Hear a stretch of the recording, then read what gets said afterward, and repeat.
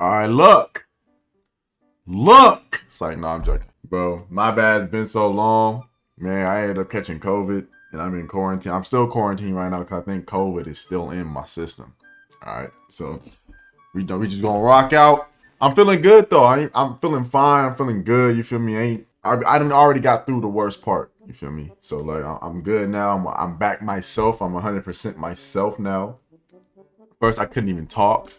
I'm able to talk. I can drink shit now. You see me? I got this Chick-fil-A holiday milkshake here with me. The shit is mid as fuck. We finna get into this IMR Scary Tales. Y'all know that's all we watch around here. I'm gonna get into watching other scary films and shit like this, but I ain't gonna lie. As of right now, IMR coming with that shit. He is coming with that shit as of right now. So it's like that's all I've been wanting to watch. Now today we got 3 disturbing iPhone horror stories animated. You know, we finna start off with this story 1. Yeah. Let's get into this shit. Getting random texts from wrong numbers has become a norm in today's society. And while most of these interactions are ended quickly by saying, wrong number, mine was different, as I found a friend in the random stranger who texted me. It was great at first, but by the end of the whole ordeal, I was left with nothing but a chilling tale to tell for the rest of my life. My name is Daisy Moore, and I was 14 years old when this incident happened.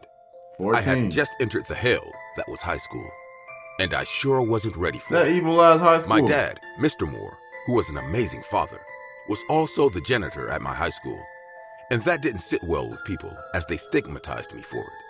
The first few weeks were brutal. I was alone, I had no friends to talk to, and to top it all off, I didn't even have a phone as my dad had a lot of bills to worry about.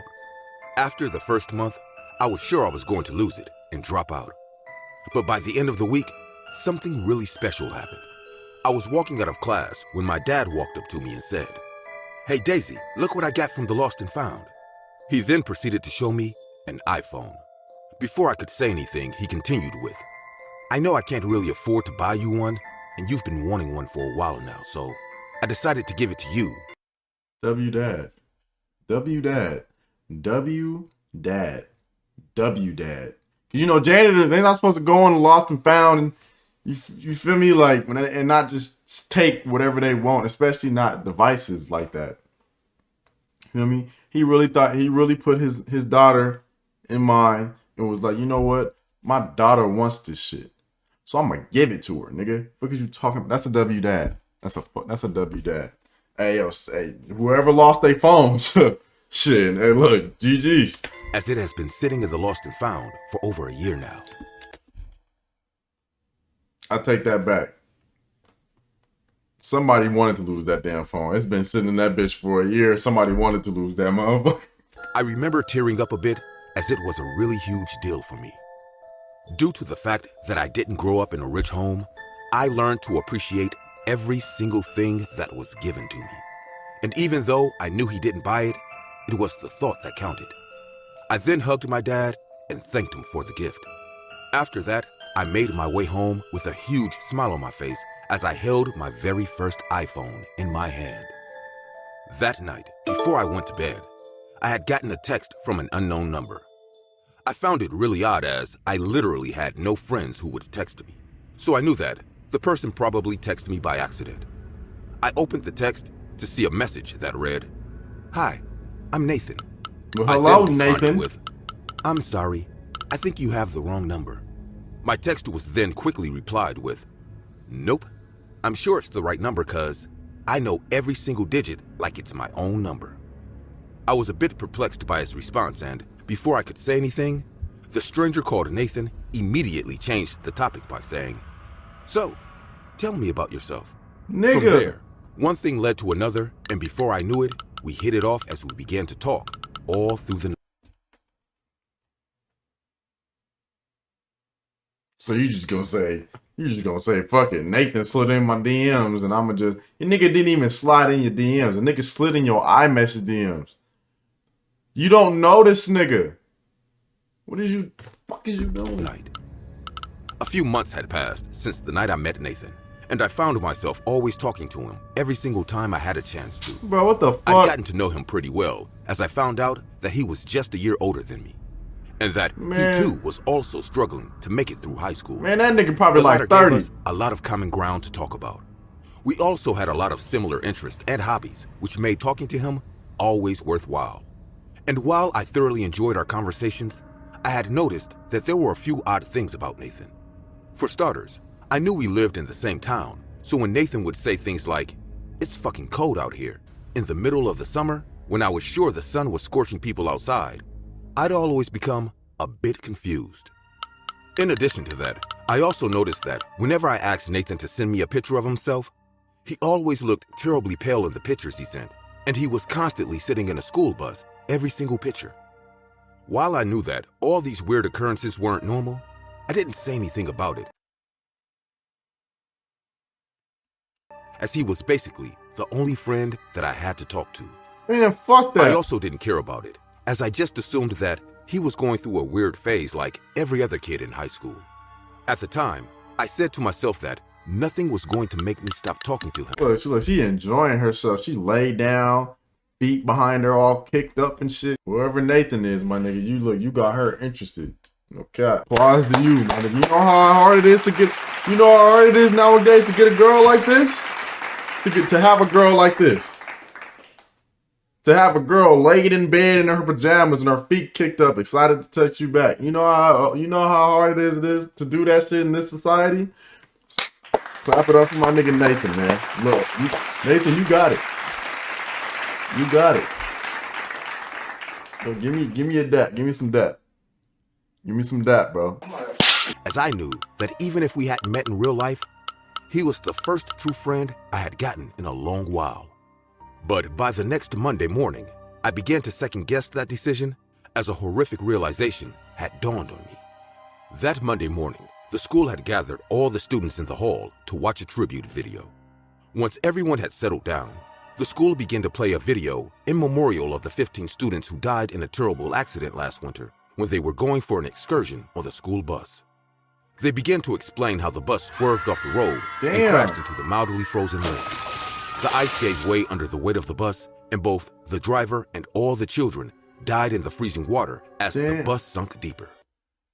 That's why Nathan be talking about it's freezing out here. Because that's where that nigga at. That nigga's at the bottom of the fucking ocean. Because he dead. That's a dead nigga. Watch. Now, I already knew all about the incident, as it was a tragedy that shook our entire little town. But I wasn't prepared for what happened next as they began to show the pictures of the dead children. Everything was fine till the end of the slideshow, as the last picture read, "In honor of the principal's son, Nathan Walker, who also tragically died in the accident." I stopped dead as I saw them display the picture of the exact same person I had been talking to for the past 6 months. Chills went up my spine as I was temporarily paralyzed with fear. Our school principal, Mr. Walker, then took to the stage to give a touching speech. He spoke for a while, but he finally ended the speech with, "I tried to call him that morning, but apparently he had lost his phone. There's nothing in this world that I wouldn't give to hear his voice one last time." I left the hall after that, feeling shook. My dad had noticed, so he asked me if I was okay. I told him I was fine and I was just having a bad day. When I got home that day, I began to frantically text Nathan, asking him all manner of questions.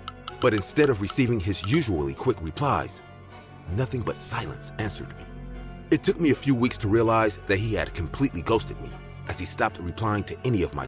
Yeah, that nigga ghosted you, alright. Going through the aftermath of the incident alone was driving me insane, so I tried to tell my dad. But the concerned look on his face when I told him that I had been talking to the principal's dead son for about 6 months made me reconsider my decision, as I immediately passed it off as a joke. I still tried to tell other people when I got the chance, but no one believed me. No one except the school principal, Mr. Walker. I really don't know why I decided to talk to him about it, but I was really scrambling for solutions, and I realized that no one else would understand except his father. After telling him everything that happened, Mr. Walker got up, hugged me, and cried. That nigga got a bald ass He then head. told me that he believed me, as he knew without a doubt that the iPhone I held in my hand belonged to his very own son, Nathan Walker. I'm 24 years old now, and I can still remember every single detail of this incident that happened over 10 years ago. While it was a very creepy experience, I managed to be at peace with it and see the whole ordeal in a lighter tone. And apart from being a really frightening incident, it did give me a lot of bragging rights, as nowadays, I always tell people I once had an iPhone that could talk to the dead. Hey guys, I see many of you come. That's some crazy shit though. Imagine you were in school, my nigga, you find a phone and that bitch haunted. Like you can, like, my nigga, you can talk to passed away people from that motherfucker. Nigga, I'm talking. I ain't gonna lie, I'm not gonna say that because I'm gonna probably get canceled. But I was just gonna say I was just gonna say I would be talking to a lot of passed away celebrities or people who had big influences on my life. But if I were to just flat out just named all the names, that would seem disrespectful. So I didn't do that. So This horrifying incident is to warn everyone. I just pray to God none of you ever make the same mistake as me, because it can ruin you forever. damn, what you do? I recently moved into a studio apartment in It New got me York. nervous. My family lives here, so things got pretty easy for me. I work in this multinational company as a telecaller. My job is easy and pays well to help me go on with my life. Being the only child, I always got everything I asked for. Apart from my many interests, buying gadgets is one of my big fascinations. I love iPhones and have been using them for a long time now. But I have another bad habit, which is the main reason why I am in this grave situation in the first place. Hey, my nigga, I am tell a the very story. whimsical person, and I tend to forget my stuff wherever I go. Like, I just lose things without getting drunk. Many times, I got them back, and many times, I didn't. This particular story is about the one time when I lost my iPhone, and my life turned into a living hell. It was a Saturday night, and I had plans to go to a nightclub with my friends. One can call me a party animal. My best friend Jennifer never leaves me alone after I get drunk in a nightclub. But that night, evil was waiting for me eagerly. As we entered the club, the They red and hitting blue that neon shit lights on. were rushing everywhere. People were dancing like crazy with the loud music played by the DJ.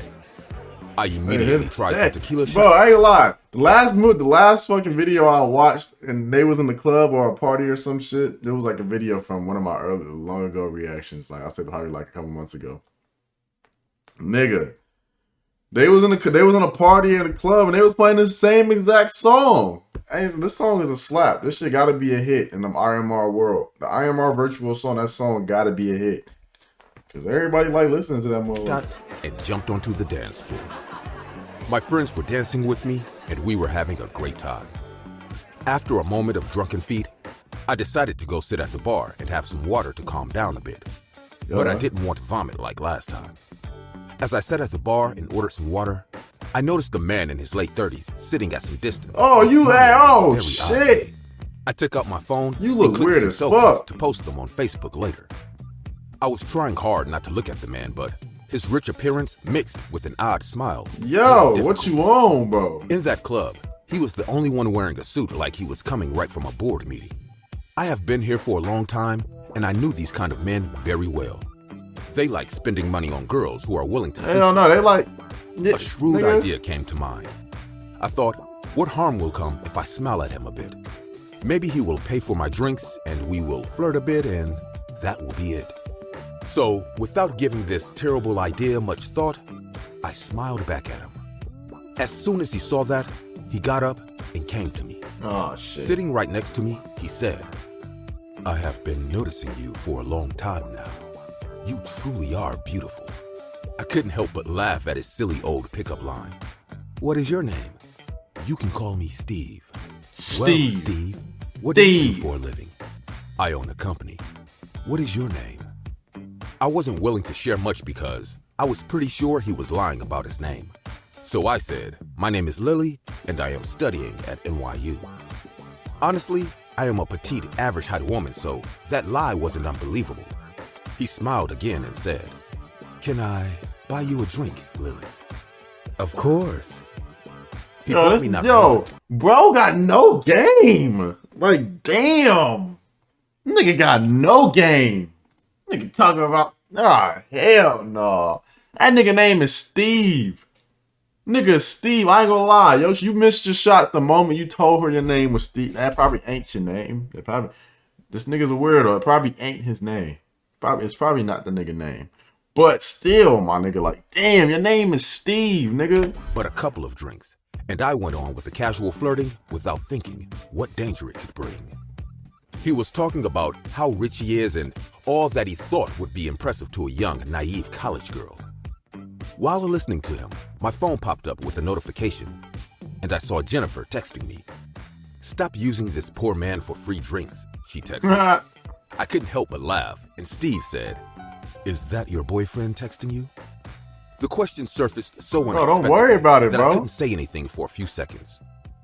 I stared at him and replied, "That's none of your business?" Oh, God. Come on, don't waste your time behind such jobless college boys. I can give you so much more. Nigga, like what? Okay, let's finish these drinks, then I will take you to my penthouse. Oh, no. You'll love the view. Red flag. Hell no. Excuse me, what makes you think I will go to your penthouse? Bitch. What? This is why you smiled back at me, right? No. I'm sorry, but I'm not getting you. Bitch. You're so naive. I got your hint way back, girl. We should spend the night together. I was stunned to see his audacity, and I realized what damage I have done just to get some free drinks. I got up and said, "Look, I am sorry. I was just casually flirting. It didn't mean anything, and I would like to pay you back for your drinks. Bitch. I was just drunk and I didn't think things through." Bitch. He grabbed my hand Hey, in yo. a creepy tone. "Just say yes now, and I won't have to spike your drink."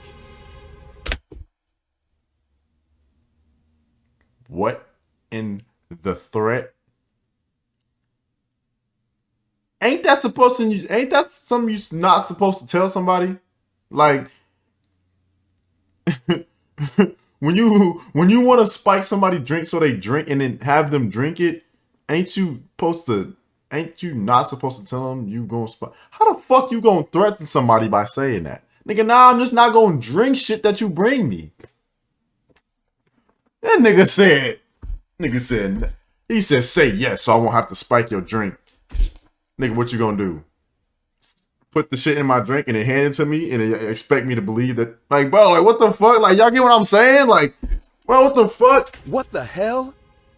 I couldn't keep up with this creep anymore, and out of fear and anger, I slapped him right away. Damn. And my friends came rushing to the bar.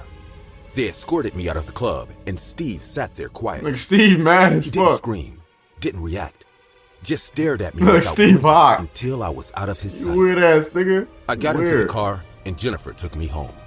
We were halfway there when I realized I had forgotten my phone at the nightclub. I remembered keeping it on the bar, and amidst all the brawls with Steve, I forgot to take it. We again drove to the nightclub, searched the entire bar, but my phone was gone. Nah, that nigga got And that so was motherfucker. Steve. He got that It didn't motherfucker. take time to understand that he had stolen my iPhone. He got that motherfucker. I wanted to go to the cops and file a report for my phone being stolen, but I stepped back. Hell no. Because Don't think this I'm- time, I was responsible for all this uncalled trouble. I knew the cops will judge me for flirting with a man just to get some free drinks. I knew they will tell me that none of this would have happened if I didn't cross my limit that night. What scared me even more was that all my pictures were on my phone. As stupidity, I didn't have any kind of passkey on the phone. I am single and live alone, hence never felt the need for it. I kept an eye on my social media accounts for the next few days, but nothing showed up, so I slowly stopped stressing about it.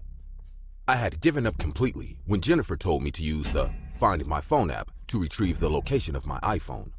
Her idea didn't seem bad, so one night after coming home from work, I laid on my bed and started searching for my phone in that app.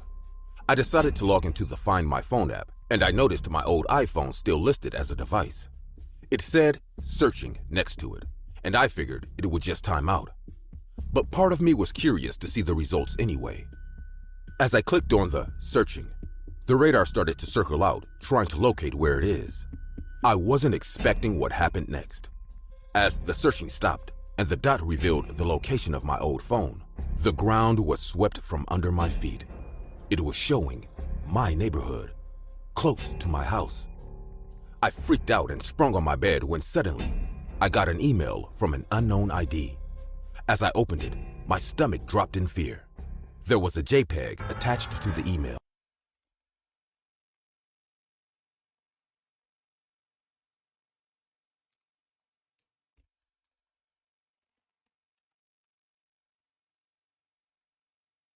One of the most top 10, like this gotta be the most, like, at least top 3 most scariest moments in life ever, bro. Like, real shit, like, for everybody, not just watching it happen to somebody else, but like, I mean, like, watching, like, on just like on a movie film or anything. Just like, I'm talking about in general. Imagine you are chilling, bro. You just minding your business in your house, you in the kitchen cooking breakfast. Your phone on the counter right next to you cooking breakfast, or it's in your pocket or something. Boom.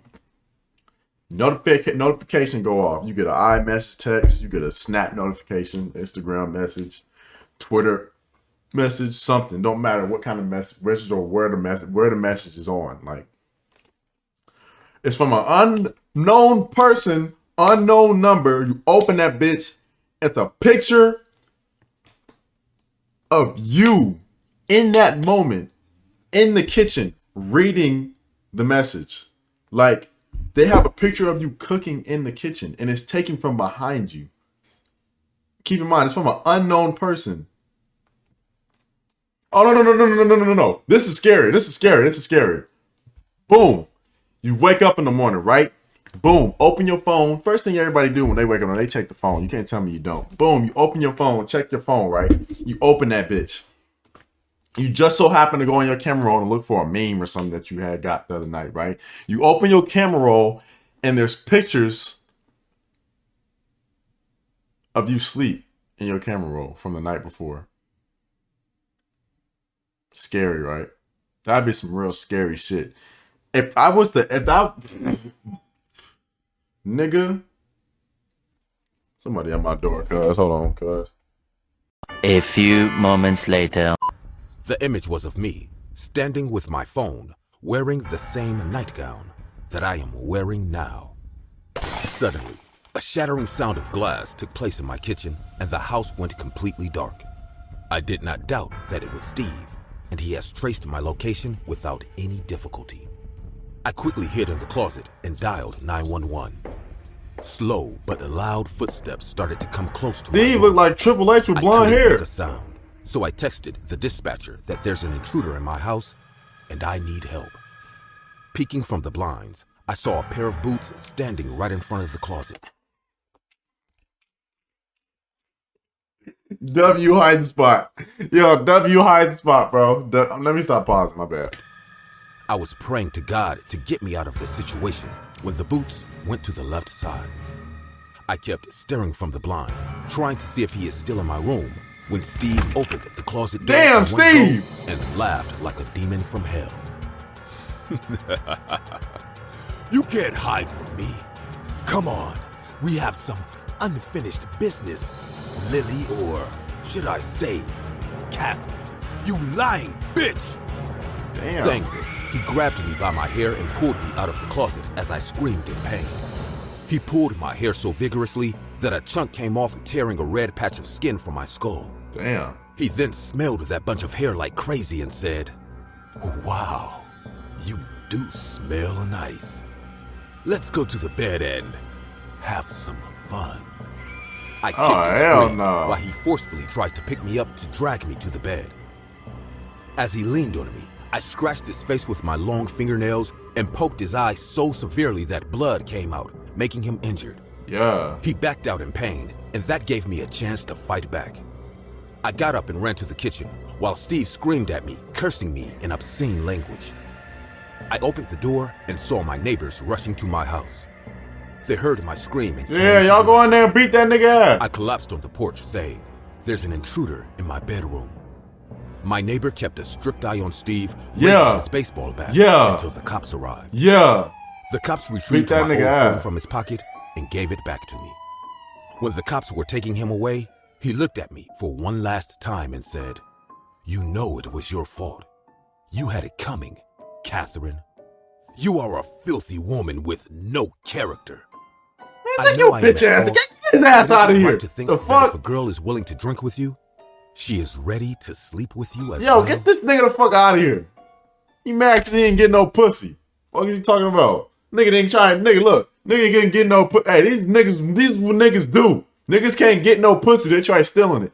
Look, he one of them. Get that nigga the fuck up out of here. Get the fuck on. But nah, that was the end of this one. This one was kind of, it was kind of relaxing. It wasn't really like, you know, like all that. You feel me? But that's the end of this one. I know there's 3, but I don't want like my videos being hella long, bro. They be taking forever to edit. So I only react to 2. And yeah, I'm gonna just catch y'all niggas in the next one. This one was alright. It was alright. I gave it like a 5 out of 10, you know. I'm gonna try and bring some heat for the next one though. I'm gonna fuck with y'all niggas though, bro. We out, man.